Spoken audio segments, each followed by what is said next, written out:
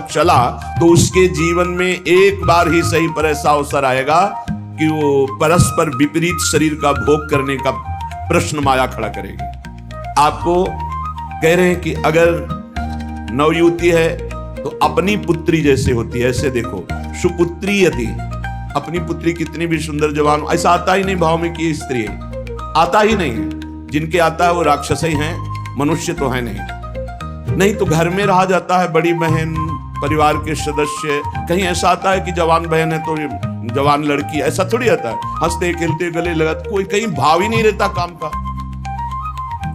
चाहे जवान पुत्री हो चाहे जवान बहन हो, कभी ऐसा घर में भाव, जिनके भाव आता है वो राक्षस हृदय के हैं, मनुष्य हृदय के नहीं। वो राक्षस हृदय वाले, आसुर स्वभाव वाले हैं। नहीं, अपनी पुत्री अपनी बहन के समीप रहने पर कहीं ऐसे भाव थोड़ी आते।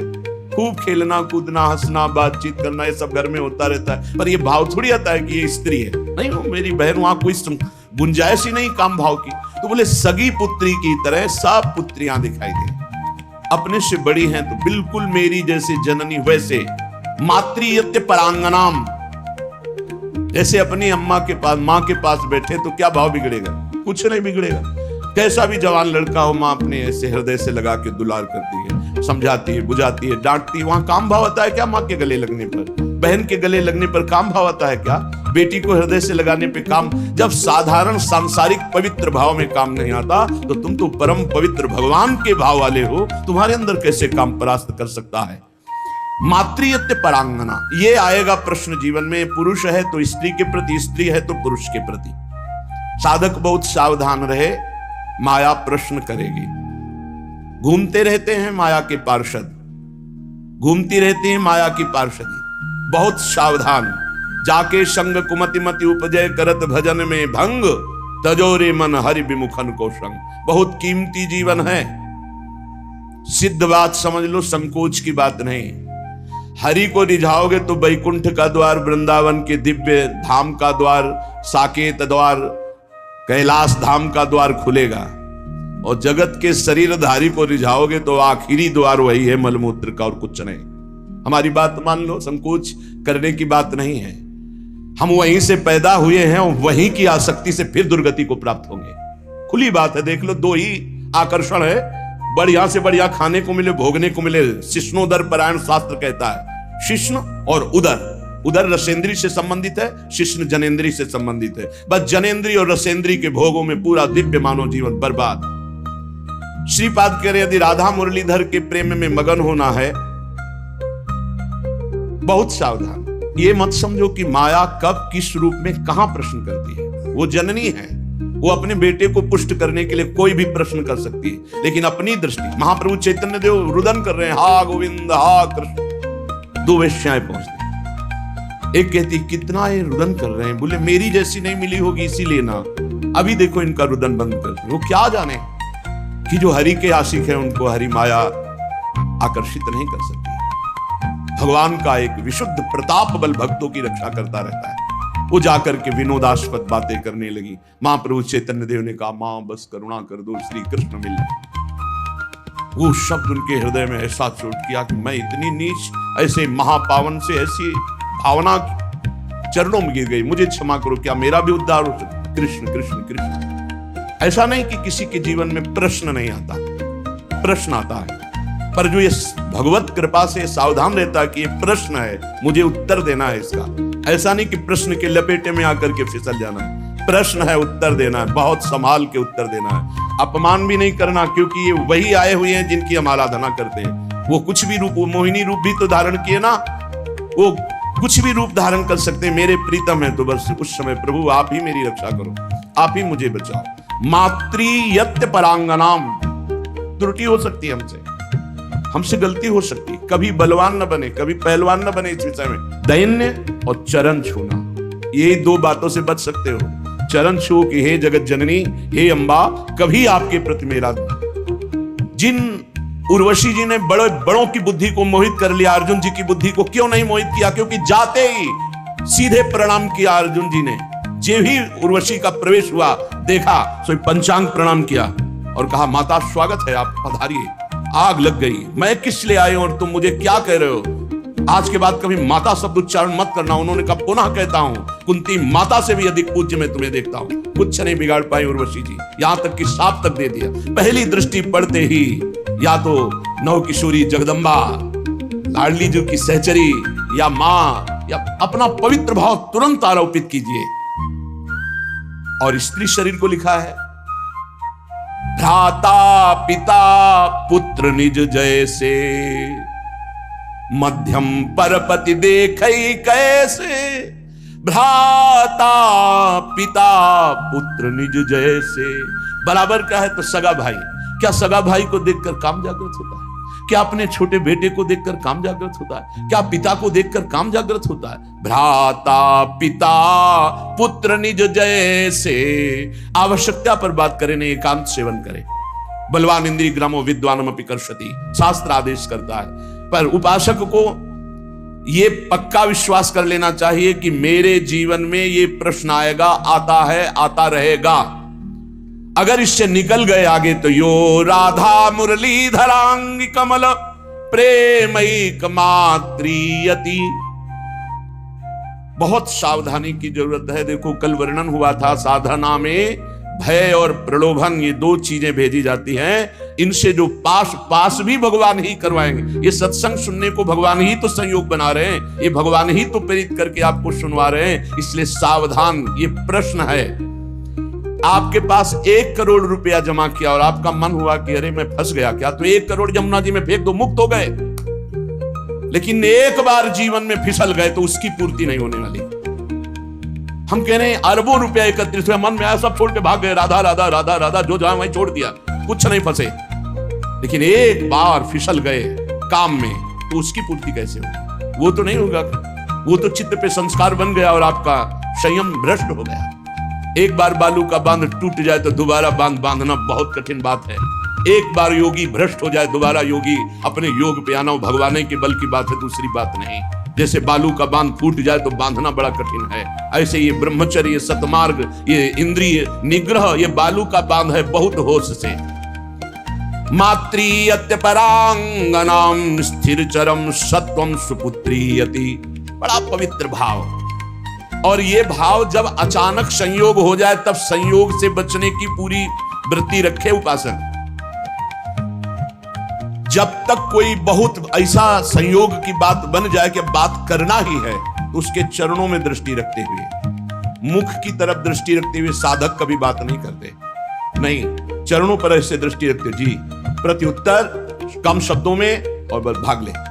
अपने को सूरवीर मत समझे। ये भगवान की प्रचंड मोहिनी माया का आकर्षण हमारे चित्त में बलात् हमारी निष्ठा को परिवर्तित कर देगा। यदि हम अधिक समय साथ रहें, अधिक समय बात करें, अधिक समय हंसी मजाक करें तो हम फिसल जाएंगे। ये खाइयां हैं जिनसे हम भगवान को नहीं प्राप्त कर पाते और इनमें हम फिसल जाते हैं। बहुत ही सावधानी की जरूरत है।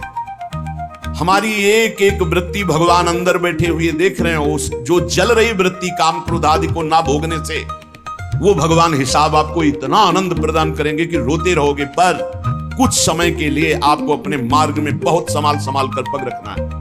अगर अपना कल्याण चाहते हो, सुंदर बुद्धि चाहते हो, भगवत मार्ग में अग्रसर होना चाहते हो, तो गोस्वामी तुलसीदास जी की चौपाई याद रखना।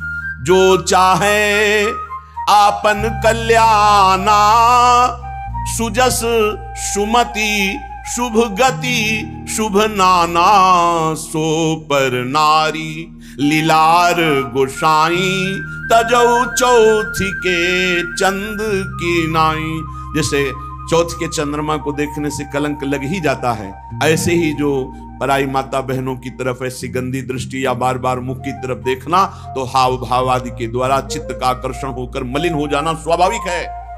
जैसे चौथ के चंद्रमा को देखने से कलंक लगता है, ऐसे जो साधक अपना कल्याण चाहता है, सुमति चाहता है, शुभ गति चाहता है, उसे चाहिए कि चरणों की तरफ देखकर बात करे। ये जगत जननी जगदम्बा है, इनकी कृपा से हम परमार्थ पर विजय प्राप्त कर लेंगे। इनके प्रति हमें भोग्य बुद्धि, दोष बुद्धि, निकृष्ट बुद्धि का त्याग करना ही होगा, तब हम आगे बढ़ पाएंगे।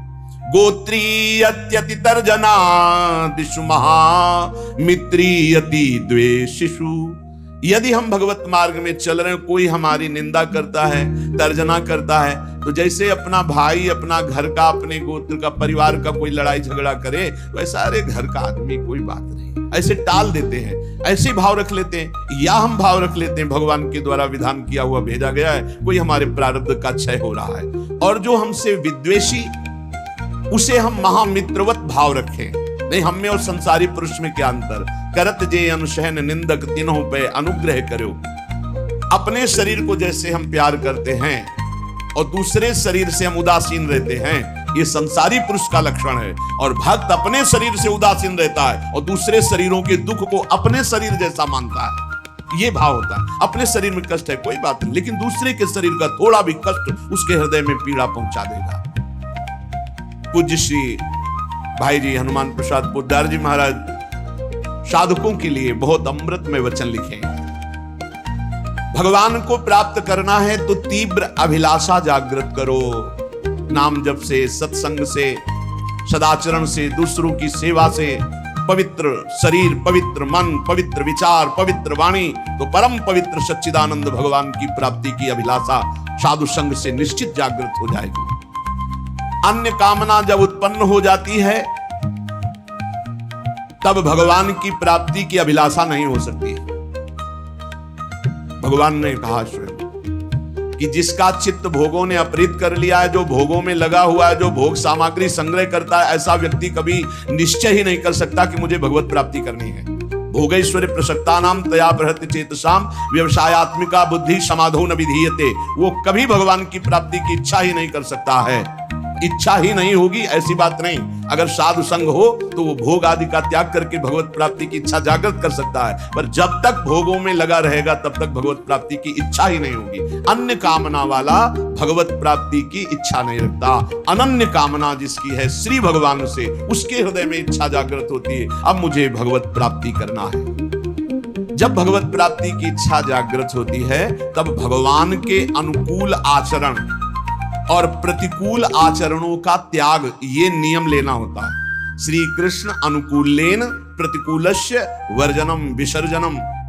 आज के बाद कभी शास्त्र विरुद्ध, धर्म विरुद्ध आचरण नहीं करूंगा, तभी आपके अंदर भगवत प्राप्ति की अभिलाषा जागृत होगी। इधर तो माला चला रहे हैं, पाठ कर रहे हैं, धर्म के कार्य कर रहे हैं, और पीछे फिर अधर्माचरण हो रहा है, तो वो अंधा बटे पड़ा चबाए, तुम्हारे हाथ में कुछ नहीं लगेगा। हमको संयम से रोकना पड़ेगा। जो धर्म, जो नाम जप, जो साधन कर रहे हैं, वो हमारा कहीं किसी पापाचरण में बह न जाए, कहीं किसी छिद्र से बह न जाए। हम अपने इंद्रियों को, मन को हम विचार के द्वारा, पवित्र विचारों के द्वारा उनको घेरे रहते हैं। इसी का तो इनाम मिलता है परम पद, इसी का इनाम मिलता है अद्भुत आनंद की उमगन। ना भय जन्म का, ना मृत्यु का, ना रोग का, ना शोक का, किसी भी तरह का कोई भी द्वंद्व प्रभाव उपासक के अंदर नहीं रह जाता। अनुकूलस्य, अपने इष्ट देव गुरुदेव के अनुकूल, और प्रतिकूलस्य विसर्जनम, प्रत्येक प्रतिकूल आचरण का त्याग। जब साधक ऐसा आचरण बहुत समय तक करता है तो उसके प्राणों में रुदन करने की इच्छा जागृत होती है और वो क्रंदन करने लगता है। रोते रोते उसके हृदय में विरहाग्नि जलाती है और उसी विरहाग्नि को शीतल करने फिर भगवान को आना होता है, फिर उसे भगवत प्राप्ति हो जाती है। दूसरी बात, साधक जब इस मार्ग पर चलता है तो उसका स्वभाव होता है इधर उधर ताक झांक करना। ये कैसे चलता है? ये बहुत बुरी आदत है, ये बिल्कुल नहीं रखनी चाहिए। पर दोष दर्शन से सबसे बड़ा घाटा होता है कि हम जो दोष दूसरे में देखते हैं, देखने की चेष्टा करते हैं, वो दोष हम में जागृत हो जाता है। इसलिए साधक को इधर उधर ताक झांक करने वाला स्वभाव नहीं रखना चाहिए। छोटी छोटी बातें होती हैं जिनमें हम फिसल जाते हैं। हर साधक इस बात को समझ ले, परमार्थ में चलने पर इधर उधर ताक झांक, पड़ोस बगल वाला साधक क्या करता है, अगर ये दोष दर्शन की वृत्ति रही तो ऐसे ही नीचे खड़े रहोगे, परमार्थ की ऊंचाई पर नहीं चढ़ पाओगे। इधर उधर ताकने वाला साधक लक्ष्य तक कभी पहुंच ही नहीं सकता। सिद्ध महापुरुषों के वचन है। साधक को चाहिए कि अपनी दृष्टि केवल अपने लक्ष्य पर रखते हुए, लक्ष्य हमारा क्या है? सर्वान वस्तुतया निरीक्ष परम स्वाराध्य बुद्धिर्म, मेरे भगवान ही सब रूपों में, बस सारा नाटक वही कर रहे हैं। हमको ये नहीं देखना ये कमी इसमें साधक में है या कमी उस साधक, ये गुरु देखें या भगवान देखें, वो सुधार करें। हमारा ठेका नहीं है, हमारा ठेका है अपनी कमी देखना और भगवान को प्राप्त करना। सत्संग अपने लिए होता है, दूसरों के ऊपर थोपने के लिए नहीं होता। दूसरों के दोष दर्शन के लिए नहीं होता, वो अपने मन को शासन में लाने के लिए सत्संग होता है। साधक जब इस दोष से आगे बढ़ता है, ये बहुत जोर का दोष होता है, जब इससे आगे साधक बढ़ता है तो उसके जीवन में प्रलोभन आता है। जब प्रलोभन से बचता है तो फिर भय आता है। बड़े बड़े भय आते हैं भक्तों के जीवन में। फांसी की सजा निश्चित हो गई, आग में जलाने निश्चित हो गया, जहर पिला दिया गया, क्या क्या। जब प्रलोभन और भय से भी आगे निकलता है तब दिव्य सिद्धियां, आकाश में उड़ जाओ जहां जिस लोक में, जब इनसे भी आगे निकल जाए, जीवित मर जाए उलट आप में समाया है दिलगिरी, एकदम खाक, तब भगवान की प्राप्ति होती है। वो संसार चक्र का भेदन करके सच्चिदानंद स्वरूप को प्राप्त कर लेता है। वैराग्य दो प्रकार का होता है, एक समल वैराग्य और एक विमल वैराग्य। सांसारिक प्रतिकूलता को लेकर जो घर त्यागा जाता है उसे समल वैराग्य कहते हैं। ये समल, मल का प्रयोग नहीं होना चाहिए। ये मल है वासना, कामना, रुपया, पैसा। हाँ, हमारा भरण पोषण ईश्वर के द्वारा सारे विश्व का करते हैं, तो हम जितने बैरागी जन विश्व में हैं, भगवान विश्वम्बर सबका भरण पोषण कर रहे हैं, लेकिन बहुत सावधानी से। मुनीमगिरी करनी है, मालिक है भगवान, मुनीम है हम, तो मुनीम का लेना देना बहुत हिसाब में होना चाहिए। हिसाब से चूक हुई तो चूक हो जाएगी, बड़ी चूक हो जाएगी। तो एक होते हैं वैराग्य लेते हैं ये देख करके कि अब नौकरी नहीं मिल रही, विवाह भी नहीं हुआ, खान पान की व्यवस्था, बाबा जी बन जाते हैं। जिंदगी नरक हो जाएगी तुम्हारी और दूसरों की बेइज्जती करवाओगे। कभी ऐसे बाबा जी नहीं बना जाता। बाबा जी बना जाता है, सब व्यवस्थाएं हैं, लेकिन अब मन नहीं लग रहा, ऐसा लग रहा है मुझे भगवान चाहिए। तब इसे विमल वैराग्य कहते हैं। अगर समल, ये जो समल वैराग्य है, इस समल वैराग्य को यदि विमल वैरागी मिल जाए तो वासना हट जाए और निर्मल मार्ग में चल पड़ेगा। ऐसा नहीं कि उसका कल्याण नहीं होगा, पर है बहुत गड़बड़। वैराग्य के दो रूप है, एक समल वैराग्य, एक विमल वैराग्य। समल वैराग्य होता है कि हर किसी न किसी विषय की अभाव स्थिति में बाबा जी बन जाना, वैरागी बन, बहुत खतरनाक, बहुत घटिया जीवन व्यतीत होता। बहुत घटिया हम शब्द में कह रहे हैं, लाख प्रकार से समझाओ उसको समझ में नहीं आता। वो केवल वासना की पूर्ति ऐसे लोगों के द्वारा बहुत अहित होता है संत समाज का, क्योंकि उनके अंदर कोई लक्ष्य भगवत प्राप्ति नहीं, कोई साधुता नहीं, और वेश साधुता का वो बहुत तरह से हानि करते हैं। और कहे तो संत ही जाएंगे क्योंकि वेश है, इसलिए बड़ा अपमान संतों का होता है। उनका लक्ष्य नहीं होता भगवत प्राप्ति, उनका लक्ष्य नहीं होता सतमार्ग, वो केवल वासनाओं की पूर्ति। बहुत विचित्र होता है, ये भी सब देखा है। भ्रमण के समय भगवान बड़ी कृपा की तो सब भ्रमण में साधु पक्का हो जाता है। भूख, प्यास, गर्मी, सर्दी, मान, गाली, मार पीट, सब कुछ सहना पड़ता है, सब सहना पड़ता है, उससे परिपक्व हो जाता है। तो जो किसी प्रतिकूलता को लेकर वैराग्य होता है वो समल वैराग्य होता है। ये ज्यादा दिन नहीं, ये फंसे फंसाए, ये फंसी बिल्कुल फंस जाते हैं। मन जो है ये जब भगवान के लिए व्याकुल हो तब घर छोड़ना चाहिए। नहीं तो हम कह रहे हैं कि भले आप लेबरी करके जियो लेकिन बाबा जी मत बनना। बाबा जी बनने के लिए एक केवल बात है, अब मुझे भगवान चाहिए। अब आपको कोई परास्त नहीं कर सकता त्रिभुवन में। ये बस बात तुम्हारे अंदर बैठ जाए, आप समझो केवल 2 वर्ष गुरुदेव भगवान 13, 14, 15 और इसके बाद पधार गए। अब पूरा जीवन अनाथ हो गया। अब हम किसके सहारे चले, कैसे चले? अब एक भारी विपत्ति, भारी अव्यवस्था कि हम पुत्र की तरह जिनकी गोद में बैठकर चल रहे थे वो तो अंतर्ध्यान हुए। अब हमको कौन संभाले? उस समय श्री भगवान का जो तेज हमारे साथ था, हम आपको बताया जब हमारी समस्या आती थी तो संत और आकाश ये दो का सानिध्य हो जाता था। एक दिन 3 बजे सुबह तड़के नहा के से आकाश की तरफ, वाह गुरुदेव भगवान, अभी तक तो हम निश्चिंत थे आपके बल पर, अब तो मुझे मार्ग भी पता नहीं कैसे चलना है, पूरा जीवन है, कोई साथी नहीं, किसी पर भरोसा नहीं। हमारा शुरू से किसी पर भरोसा नहीं था। भगवत प्रेरणा से, भगवत कृपा से एक हमारे दिमाग में बैठ गया था कि भगवान के सिवा, गुरुदेव के सिवा इस संसार में कोई सतमार्ग में नहीं चला सकता और गिराने वाला हो सकता है। इसलिए कभी हम किसी की सलाह नहीं मानी, कभी हम किसी से प्रश्न नहीं किया, कभी हम किसी की बात सुनने की चेष्टा नहीं की। जो बात गुरुजी ने कही थी उसी को घुमा घुमा करके बार बार उसी पे चलने की चेष्टा की। प्रेरणा आई, उतर जाओ गंगा की तीर पर और कभी किसी एक आश्रम में मत रुकना, बस भ्रमण करो। बस तुरंत मन में आया, बस सफीपुर घाट से कूद पड़े गंगा किनारे, एक गीतावत पूरा फिर और यहां तक वही सच्चिदानंद परम तत्व घुमा। अगर थोड़ा भी कुछ राग लेकर घर से निकलोगे तो फंस जाओगे। आश्रम व्यवस्था कई जगह भ्रमण में से प्रलोभन आएगी, यहाँ के महंत बन जाओ, ऐसे यहाँ।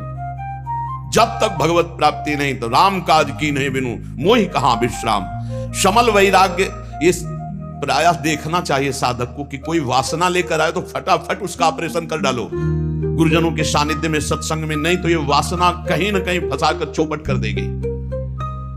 किसी सांसारिक प्रतिकूलता को देख करके अनुकूलता पाने के लिए तो बाबा जी नहीं बन गया कोई, या अनुकूलता पाने के लिए वैराग्य का नाटक तो नहीं कर रहा। ये बहुत हानिकारक है, परमार्थ में आगे नहीं बढ़ने देगा।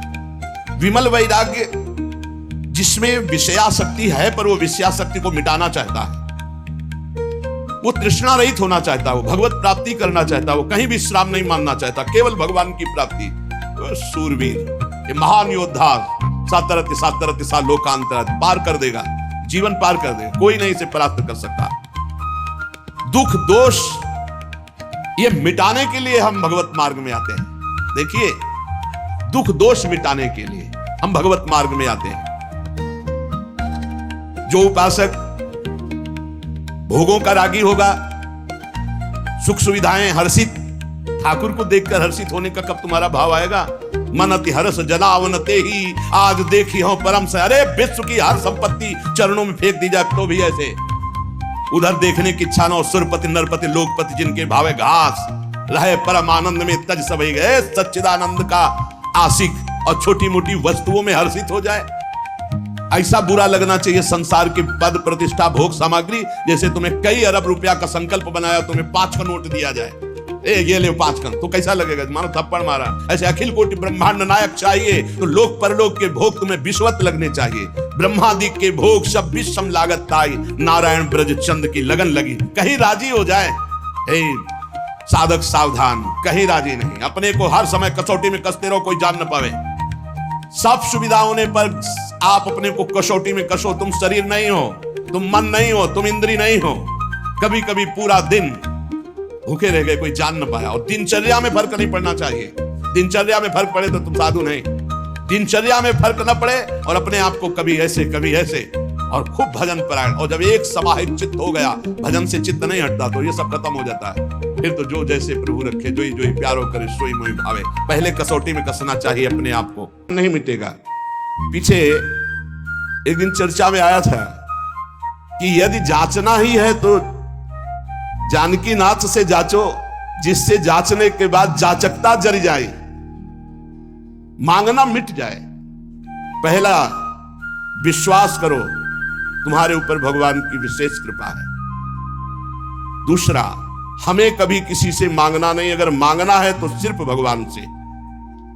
तीसरा, निरंतर हमें नाम जप करना है। ये बहुत बड़ी बात 3 है। भगवान पर दृढ़ विश्वास, अन्य किसी का आशा भरोसा नहीं, और निरंतर नाम जप। तो कह रहे बिनु श्रम तरई भवनाथ सो समराम है। अन्य कोई साधन का श्रम नहीं, उसे निश्चित भगवत प्राप्ति हो जाएगी। भगवान पर विश्वास रखकर नित्य स्मरण करने का हमें प्रयत्न करना है। प्रयत्न करना है, जितनी हमें सामर्थ्य दी है उतना हमें करना है। आगे की बात भगवान संभाल लेंगे, पक्का समझ लो। घंटों आप संसार की वार्ता कर सकते हो, घंटों घंटों आप संसार के दृश्य देख सकते हो। जैसे 3 घंटे 2.5 घंटे की फिल्म है, आपका बिल्कुल मन नहीं भागेगा। लेकिन 2.5 घंटे बैठकर माला जपो, फिर देख लो क्या दुर्दशा करता है मन, परेशान कर देगा आपको। बस यही, क्योंकि जब 3 घंटे फिल्म देखता है तो सब कुछ कवर कर रहा है प्रपंच, अनजाने में सीसीटीवी की तरह। और जब नाम जप करते हो 3 घंटे, तो वो अंदर से मन को खाली कर रहा है, मन को निर्मल कर रहा है। ये बात पकड़ लो तो हिम्मत पूर्वक डटे रहोगे, और नाम जब छोड़ोगे नहीं तो तुम्हारा मन निर्मल हो गया। जहां मन निर्मल हुआ, निर्मल जन मन सो मोहि पावा, वो भगवान को प्राप्त कर लेता है।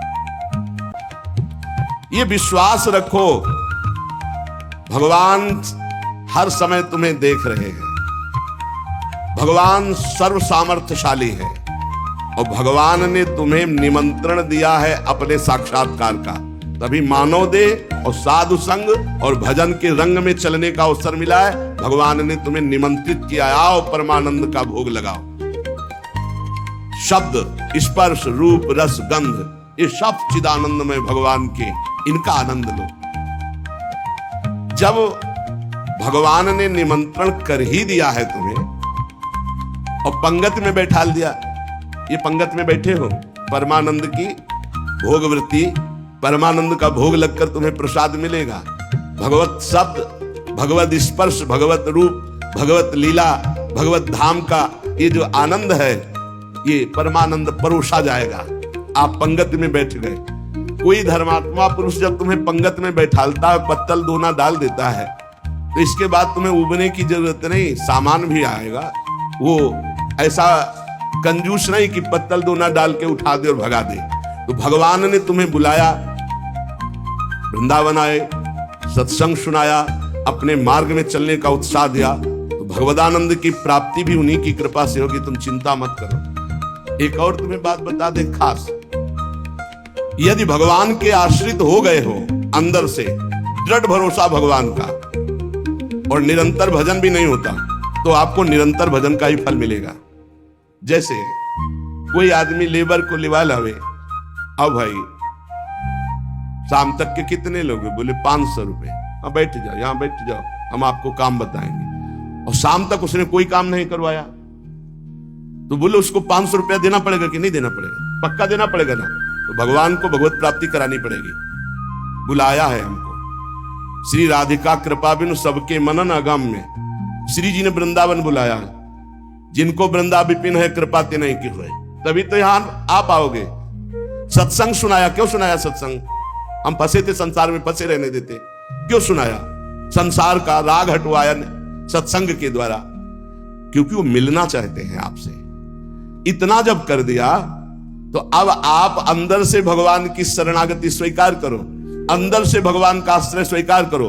भजन की कमी भी होगी तो भी भगवत प्राप्ति हो जाएगी। जैसे वो 8 घंटा काम करने वाले को 500 मिलते हैं, पर वो काम नहीं करवाया, 8 घंटा बैठाले रहा, तो बैठाले रहने के 500 रुपया उसको देने पड़ेंगे, कानूनी देने पड़ेंगे। ऐसे ही भगवान को भगवत प्राप्ति करानी पड़ेगी। काहू के बल भजन को, काहू के आचार, और व्यास भरोसे कुंवर के सुअर पांव। आपने बुलाया है हमको, अगर आप ना घसीटते तो हम जैसे थे संसार में, देखो संसार में अपने आप में सब रमे हैं, वैसे हम भी रमे थे।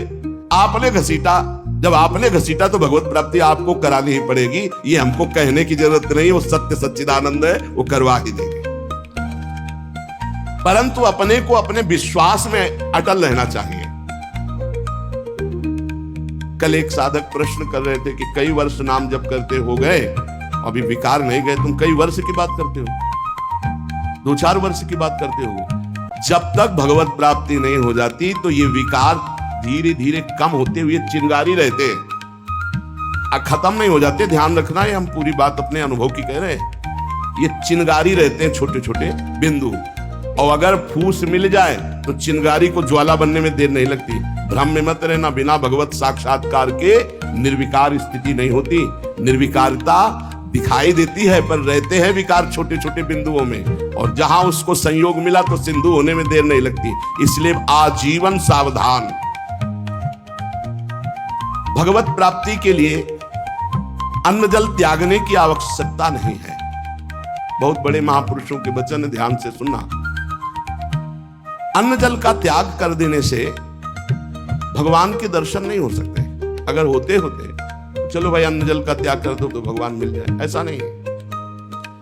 ऐसा कोई शास्त्रीय नियम या संतों ने नियम नहीं बनाया आज तक कि आप अन्न जल का त्याग कर दो तो भगवान मिल जाएंगे। एक अहंकार और हो जाता है, वो अहंकार ना होने पावे।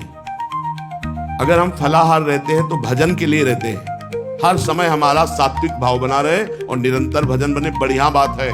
पर ये अहंकार ना हो जाए कि ये तो अन्न पाते हो, मैं फलाहारी हूं, 10 भगवत प्राप्ति में बड़ी बाधा अहंकार है। निरंतर भजन और दैन्य, अगर रोटी दाल पाने से होता है तो आराम से पाइए, उसी से भगवत प्राप्ति हो जाएगी। श्री भगवान की कृपा भजन से अनुभव में आती है, अन्न जल त्यागने से नहीं। भगवान के दर्शन भजन से होते हैं। जितना भजन करोगे भगवद आश्रित होकर, उतने नजदीक आप पहुंचते जाओगे भगवान के। एकादश स्कंद में 9 योगेश्वर जन कहते हैं, जैसे भूखे आदमी को एक एक कवल भोजन तो तुष्टि पुष्टि क्षुधा निवृत्ति होती जाती है, ऐसे ही एक एक भजन, एक एक नाम जप संसार से वैराग्य, स्वरूप का ज्ञान और भगवान से प्रेम, ये एक एक भजन में होता जाता है। तो अब जैसे कई दिनों का भूखा है, 1 2 4 कवल पवा के रोक दो तो कुछ अनुभव नहीं होगा और भूख व्याकुल। ऐसे ही 2 4 माला कर लिए आप, काम वो भी हो रहा है 2 4 माला से ही, लेकिन आपको अनुभव नहीं होगा। अनुभव होगा जैसे वो आधा पेट भोजन कर ले और फिर स्वाद उसे खीर का सब्जी का अलग अलग आएगा, इतना भूखा कि पहले आधा पेट हो जाए। ऐसे ही हमको कम से कम 12 घंटा भजन में व्यतीत हो, तब हमारी समझ में आएगा कि नाम का स्वाद क्या है। एक एक नाम संसार से वैराग्य, भगवान से प्रेम और स्वरूप का ज्ञान प्रतिपल करा रहा है। पर बोध तब होगा तब कम से कम 12 घंटा भजन 24 घंटे में होने लगे। और जिनका 24 घंटे भजन होता है, ईमानदारी से जिनका 24 घंटे चिंतन होता है, उनको कोई प्रश्न नहीं रह जाता, उनकी कोई चाह नहीं रह जाती, उनकी कोई कामना नहीं रह जाती। अपने आप भगवत साक्षात्कार, अपने आप तत्व ज्ञान होने, भजन में बहुत बड़ा बल है। तो इन सब बाहरी बातों पर साधक ना फंसे कि हम अन्न छोड़ दें, हम जल छोड़ दें, हम ये कपड़ा छोड़ दें। सर्दी है, चिंतन हो रहा सर्दी का, अरे चाहे टाट मिले चाहे कंबल तत्काल ओढ़ लो, चिंतन सर्दी का ना हो। प्रिया प्रीतम को खास बात यह है, भूख लगी है जो मिले नमक रोटी खाओ, इसको शांत करो और चिंतन प्रभु का करो। चिंतन रोटी का हो रहा है, चिंतन कपड़ा का हो रहा है, चिंतन भोगों का हो रहा है, वो बात नहीं। ये बात बिल्कुल परमार्थ में शास्त्र सम्मत, हमारा चिंतन नहीं होना चाहिए जागतिक भोगों का। भगवत प्रसाद जो मिला इसे डाल लिया उदासीन भाव से, चिंतन हमारा प्रभु का होना चाहिए। भगवत दर्शन में प्रधान भजन करते हुए जब भगवान से मिलन की व्याकुलता होती है, अभी कहां मिलन की व्याकुलता है। भजन खास बात भजन है, जितना देर भजन करोगे उतने आप उज्जवल और पवित्र होते चले जाओगे। आपको पता नहीं होता कि आप कितनी ऊंचाई पर चढ़ रहे हैं। जब कोई अपराध बनता है और वो खो जाती है वृत्ति, तब लगता है कितनी ऊंचाई की वो वृत्ति थी, मेरे से गलती हो गई तो देखो वृत्ति खो गई। सहज धारा भगवत चिंतन की, सहज धारा, कोई विक्षेप नहीं, कोई चाह नहीं। और जहां अपराध बन गया तो बाधित हो जाती। कई तरह का अपराध होता है। मैं बहुत भजनानंदी हूं और इनमें तो भजन नहीं, रुक जाएगा आपका भजन। किसी से अपने को मिलाना, उसको अपने से नीचा देखना, मारे गए, आपका भजन रुक जाएगा। किसी की निंदा कर देना, किसी के ऐसी चेष्टा करना कि उसके भजन करने वाले हृदय में दुख पहुंच गया, अब आपका भजन अवरुद्ध हो जाएगा। ना कोई चेष्टा, ना कोई निंदा और ना कोई मिलान किसी से करना है। हर समय देखना है हमारे ऊपर भगवान की विशुद्ध कृपा है, सब संतों की कृपा है, चराचर जगत की हमारे ऊपर कृपा है, सब श्रेष्ठ है, हम सबसे लघु। अब भजन आपका निरंतर चलेगा। अनन्य भजन में ना तन की शुद्धि रह जाए और ना मन की शुद्धि रह जाए। मन भी बेशुद्ध हो जाता है। अभी हमारा मन नहीं लगता तो मन की शुद्धि है, भजन की नहीं, ध्यान रखना। बैठे हो, शरीर में पीड़ा हो रही, अभी तन की शुद्धि है, भजन की। जब भजन में आएगी तो तन मन डारे खोए, लगन लगन सब कोई कहे, लगन कहावे सोए, जा लगन में तन मन डारे खोए। ऐसा भजन चल रहा है कि मन भी पंग हो गया, तन की भी शुद्धि नहीं। यह है भगवत साक्षात्कार के लिए जानबूझकर हठपूर्वक अन्न, वस्त्र आदि आदि जो शरीर निर्वाह के लिए इनको छोड़ना बड़ा हानिकारक है। शरीर को स्वस्थ रखना भजन के लिए बहुत आवश्यक है। आपका शरीर स्वस्थ है, आप आराम से 2-4 घंटे आसन में शांत बैठकर मन को परमात्मा में लगा सकते हैं। अब आज कलयुगी शरीर ऐसे हो रहे हैं, नौजवान आदमी ब्लड प्रेशर, शुगर, क्या क्या परेशानियां। भजन कर लो, आगे और समय ऐसा आने वाला है भजन के लिए अवसर नहीं। जानबूझकर हठपूर्वक अगर आपको सुविधा सामग्री मिल रही शरीर रक्षा के लिए तो उनका त्याग ना करो। इसके त्याग से कुछ नहीं होता। अब शरीर, ये सब अनुभव की बात है। शरीर उघार, सर्दी में शरीर कांप रहा है तो चिंतन तो जा रहा है ना सर्दी का। अरे जैसा भी टाट पट्टी कंबल जो भी मिले शरीर में डाल लो। अब चिंतन प्रिया प्रीतम को रहे, ये खास बात है। ये बहुत समय के बाद समझ में आती, नहीं तो अहंकार बना रहता है। स्वेटर कंबल के त्यागी हो, चिंतन सर्दी का हो रहा है, प्रिया प्रीतम का चिंतन करना है, परमात्मा का चिंतन कर। खास बात है चिंतन नहीं छूटना चाहिए तो तुम्हारा त्याग सार्थक, और अगर चिंतन छूट गया तो त्याग की, और चिंतन ही बदल जाता है। प्रभु का चिंतन न रहकर शरीर का चिंतन होने लगता है। इसीलिए प्रेमी जनों को आप देखिए, वो वैराग्य प्रधान नहीं, अनुराग प्रधान होते हैं, इसलिए उनको पहचानना बड़ा कठिन। अखंड चिंतन निरंतर चले और जैसी स्थिति में शरीर को प्रभु रख रहे हैं वैसी स्थिति, शरीर ही से राग खत्म। आप निरंतर भजन करें, भगवान के दर्शन की भी मांग ना करें तो भी भगवान को दर्शन देना ही होगा, अपने आप देना होगा। आप पुकारें, आप भजन करें।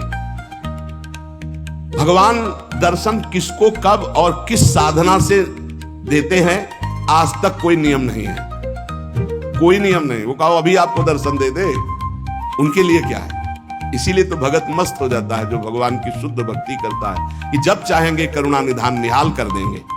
प्रभु के लिए कोई नियम नहीं है। भगवान जब जहां जिसके ऊपर कृपा करे, बहुत भगवान कृपालु हैं और आज तक जिनको मिले हैं वो बहुत सरल सहज स्वभाव वालों को मिले। ये जितनी बुद्धि लगाने वाले लोग हैं इनको बहुत दौड़ना पड़ता है, और जो सहज सरल होते हैं भगवान उनको मिल जाते हैं। भगवान जिनको मिलते हैं कैसे होते हैं? सरल चित्त, संत सरल चित्त जगत हित जान स्वभाव सने। बहुत सहज इनका स्वभाव, कोई छल कपट नहीं, चित्त में निरंतर भगवत स्मृति। भगवान मिले मिलाए हैं यार, भगवान अंदर ही बैठे हैं, वो सब देख रहे हैं। जब भगवान से चित्त जुड़ जाता है, निरंतर भगवत स्मृति होती है, तो भगवान बिना प्रार्थना के आके दर्शन दे जाते हैं। अर्थात उनके दिमाग में, उनके नेत्र में, उनके हृदय में श्री भगवान ही बसे रहते हैं। अपरिमित दयालु भगवान है, अपरिमित दयालु। उनका स्मरण करते हुए निश्चिंत हो जाओ। न दर्शन की चिंता करो, न कल्याण की चिंता करो। वर्तमान में उनका स्मरण न छूटे, ये बात पकड़ लो। कोई चिंता मत करो, सब ठीक हो जाएगा। वर्तमान में भजन न छूटे। भगवान तुम्हारे जीवन में वही विधान करेंगे जिससे तुम्हारा मंगल होगा।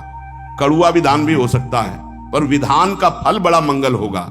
ऐसा निश्चय करके शांत हो जाओ, चिंता मत करो, भय मत करो। श्री भगवान की कृपा को देख देख कर तुम रुदन करोगे आनंद में। ऐसे वो कृपालु है। चित्त में विषाद आ जाना, चिंता आ जाना, भय आ जाना, पाप कर्म का फल है। ध्यान करना, तुम्हारा चित्त विषाद युक्त हो रहा है, भयभीत हो रहे हो, चिंता है, तो कोई पाप कर्म आपने किया है। वर्तमान में भजन करने वाले को भूतकाल का पाप कर्म चिंता शोक भय नहीं दे सकता, पक्का विश्वास रखना।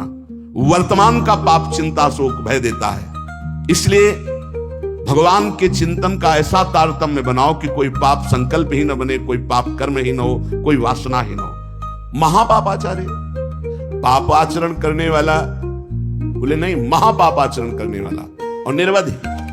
कोई सीमा नहीं है कि कितना पाप कर, पाप में ही रहता है। असीम पाप करने वाला, निरवधि असीम पाप करने वाला। महादुर्मति सते, सैकड़ों प्रकार की दुर्मति है। दुर्मति, कुमति, जो नाना प्रकार के असत आचरण कराती है, ये सबके अंदर रहती है दुर्मति। किसी को भजन सत्संग के प्रभाव से बहुत कम मात्रा में असर में आती है, और जिनको सत्संग नहीं मिला, भजन नहीं हो रहा, तो दुर्मति का ही राज्य रहता है, वो समझ नहीं पाते। सुमति तो किसी किसी के हृदय में जागृत होती है। महापापाचारी है और सैकड़ों प्रकार की दुर्मति के द्वारा असत कार्य करने वाला है।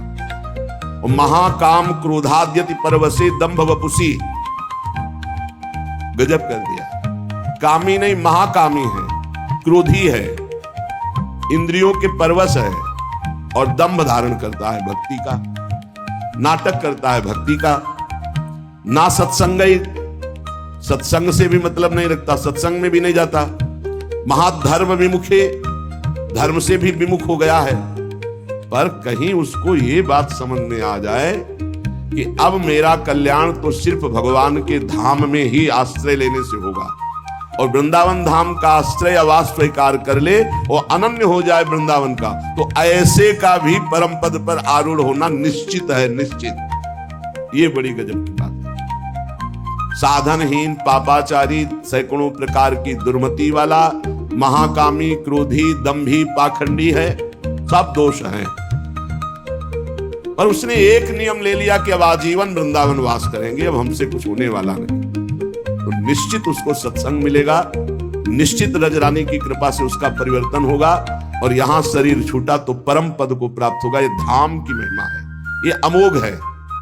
धाम का प्रभाव अमोघ है, विश्वास कर लो। ये कलिकाल है, साधन बल से भगवत प्राप्ति होना बहुत कठिन है। श्री चरणों का आश्रय, धाम आदि का वास आश्रय, यही हमें भागवतिक माहौल में रखकर भजन प्रभाव से श्री जी से प्रीति करा देगा। ऐसे जगत में यदि हम प्रियालाल से विमुख है, धाम आदि का आश्रय नहीं लिए, तो देख लो ऐसी माया फैली हुई है, पूछो मत।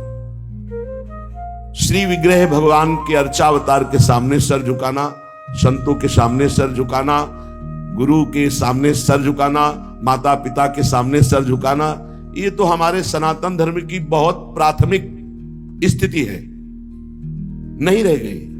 कुछ जो सत्संगी हैं, श्री विग्रह को देखा तो प्रणाम, संतों को देखा तो चलते फिरते भगवान के मंदिर है प्रणाम, माता पिता प्रातः काल उठ के रघुनाथा, माता पिता गुरु नाम माथा। साधारण सनातन धर्म की रीति नहीं रह गई।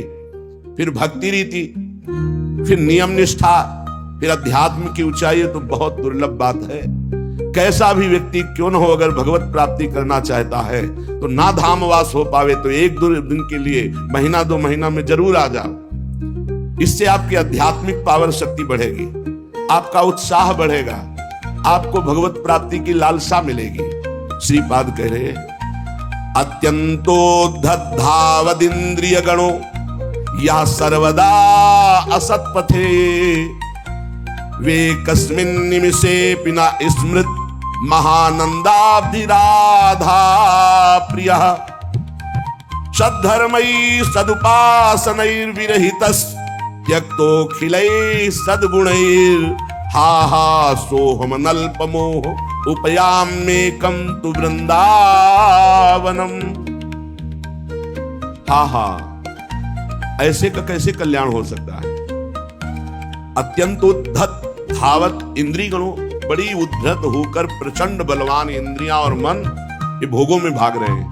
सब कोई देख लो, बहुत धोखेबाज हैं, दोस्ती का वादा करके दुश्मनी का काम करते हैं।